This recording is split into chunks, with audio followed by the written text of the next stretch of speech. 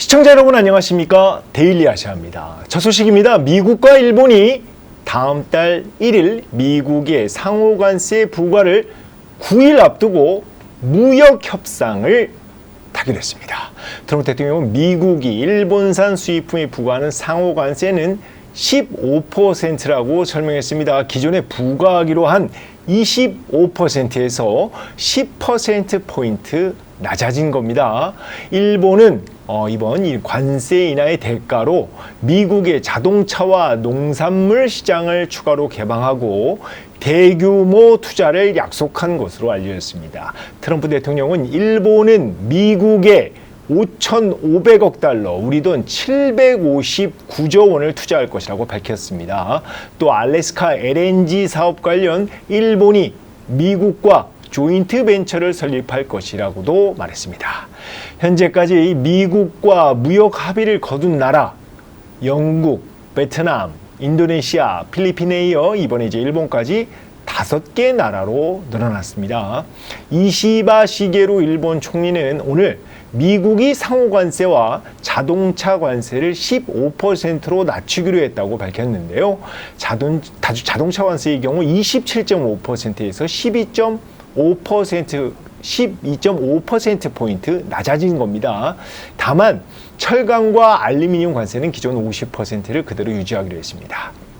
이시바 총리는 이번 합의에서 농산물 관세 인하는 포함되지 않았다며 농업을 희생시키는 것은 일절 없다 이렇게 강조했습니다. 지난 20일 참여연선거 참패 이후 이시바 총리는 미국과의 무역 협상을 이유로 당분간 직을 유지하기로 했었죠. 그런데 일본 언론에 따르면 이시바 총리가 이달 또는 다음 달 퇴진을 표명할 뜻을 굳힌 것으로 전해졌습니다. 일본이 미국에 대규모 투자를 약속하고 관세를 낮추는 성과를 보이자 그 다음 이제 한국은 발등에 불이 떨어진 겁니다.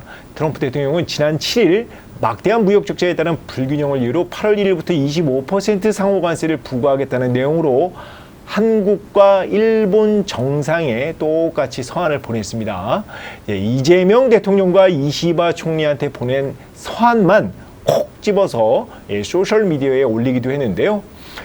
일본은 이번에 미국과 무역 합의를 이뤄서 한시름 놓은 상황인데 한국의 경우 25% 상호관세에서 얼마나 낮출지가 관건입니다.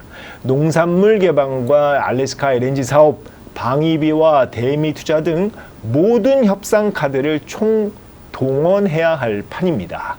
대미 최대 수출품이죠. 우리나라의 자동차 관세 25% 등 품목 관세도 낮춰야 하는 숙제가 있습니다. 구윤철 기획재정부 장관과 여한구 통상교섭본부장이 오늘 25일 미국에서 스콧 베선트 재무장관과 제이미 싱그리어 미국 무역대표부 대표와 만나 관세 담판에 나서는데 무역 합의를 이룰지가 관심입니다.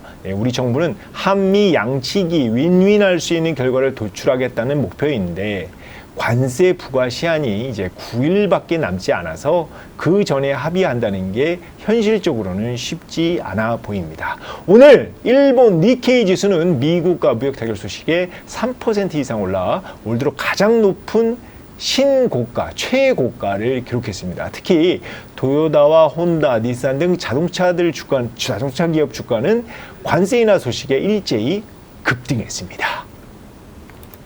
다음 소식입니다. 미국과 중국이 다음 주 28일과 29일 스웨덴 스톡홀름에서 3차 무역회담을 갖기로 했습니다. 스콧 베선트 미국 재무장관은 현지 시간 22일 언론 인터뷰에서 지난 5월 미중이 합의한 초고일 관세의 상호 인하 기간이 8월 12일 만료된다며 우리는 연장될 것으로 보이는 것에 대해 해결할 것이라고 말했습니다.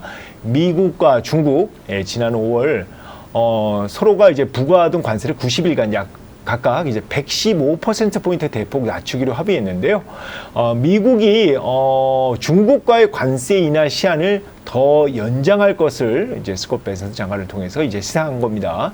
그러면서 베선트 장관은 중국을 제외한 국가들에 대한 상호 관세는 8월 1일에 부과된다고 이제 거듭 강조했습니다.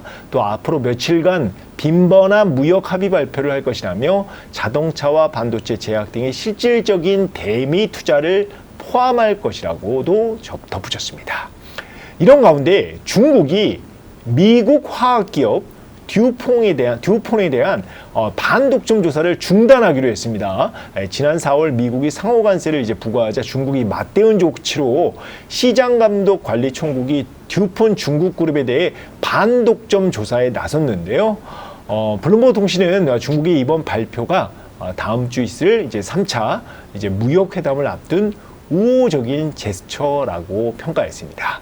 오늘 미국과 관세 인하 연장 기대감에 중국 빅테크 기업들로 구성된 홍콩 항생테크 지수가 강세를 보였는데요.